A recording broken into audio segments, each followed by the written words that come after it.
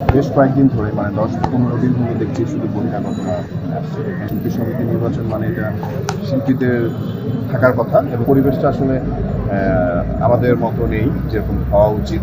দুপুরের পর থেকে সন্ধ্যা পর্যন্ত 1-1.5 হাজার মানুষ কীভাবে ঢুকছে বলতে পারবো না, বাট বাইরের লোকজন প্রচুর ঢুকছে।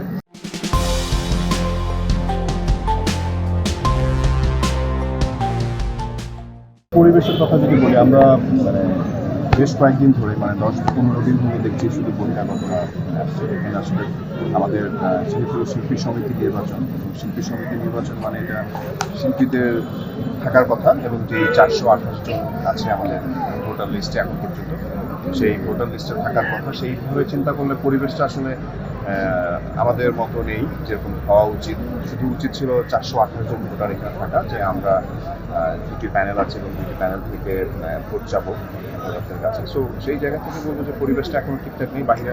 বাহিরের লোকজন এত বেশি ঢুকে গেছে। সো আসলে অনেকেই আছে যারা অনেক অনুপস্থিত থাকে এবং অনেক ভোটার আছে আমরা চিনিও না, তারা লোকজন এসে এখানে চলে আসে, ছবি তুলছে।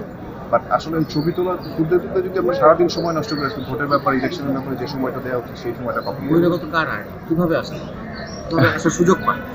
প্রথমত হচ্ছে এটা তো ডেফিনেটলি এমপিসি যেহেতু একটি গেট, এখন আপাতত দুটি গেট ছিল, এখন গেট একটি। সো ওই গেটটি দিয়ে আসে এবং মনে করেন অনেক আছে যেটা হচ্ছে 3 নম্বর এবং 4 নম্বর ফ্লোর ভেঙে ফেলার কারণে ওখানে অনেক কাজ করছে। সো হয়তো কেউ কাজের ওসিলা দিয়ে ঢুকছে বা কেউ ওখানে গেটে রিকোয়েস্ট করে বা কীভাবে ঢুকছে বলতে পারবো না, বাট বাইরের লোকজন প্রচুর ঢুকছে। এবং আপনি দেখবেন যে আমার মনে হয় যে দুপুরের পর থেকে সন্ধ্যা পর্যন্ত 1-1.5 হাজার মানুষ, বাট 1-1.5 হাজার মানুষ আসলে আমাদের ভোটার না। আমাদের আসলে ভোটের যে পরিবেশটা থাকা দরকার সেই পরিবেশটা নেই। ভাই, তাইব ভাই, আমি, ইমন, সাইমন, ফেরদৌস ভাই থেকে শুরু করে এখানে আমরা যতজন আছি, একদম নাম বলে দুজনের নামই বলা উচিত। তো 21 জন মিলে যে প্যানেলটা দাঁড়িয়েছে আমাদের জন্য, এটা একটা আউটস্ট্যান্ডিং প্যানেল জয়লাভ করার, এবং সেই রেসপন্স আমরা পাচ্ছি। সংবাদ, ফিচার ও অনুষ্ঠানের জন্য ভিজিট করুন সংবাদ প্রকাশের ওয়েবসাইট এবং যুক্ত থাকুন ফেসবুক পেজ ও ইউটিউব চ্যানেলের সঙ্গে।